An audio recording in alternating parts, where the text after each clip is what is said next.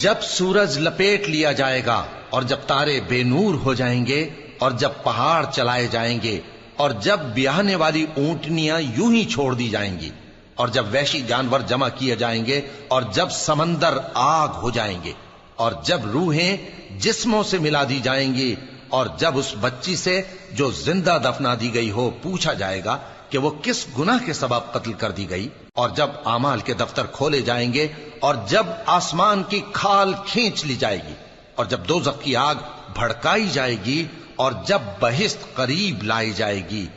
تب ہر شخص معلوم کر لے گا کہ وہ کیا لے کر آیا ہے۔ پس میں ان ستاروں کی قسم کھاتا ہوں جو پیچھے ہٹ جاتی ہیں اور جو سیر کرتے اور غائب ہو جاتی ہیں، اور رات کی قسم جب وہ پھیلنے لگتی ہے، اور صبح کی قسم جب وہ نمودار ہوتی ہے، کہ بے شک یہ قرآن اس فرشتہ عالی مقام کا سنایا ہوا پیغام ہے جو صاحب قوت ہے، مالک عرش کے ہاں اونچے درجے والا ہے، سردار ہے، ساتھ ہی امانت دار ہے۔ ہم نے قرآن کو سمجھنے کے لیے آسان کر دیا ہے،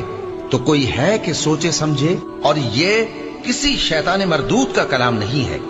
پھر تم لوگ کدھر جا رہے ہو؟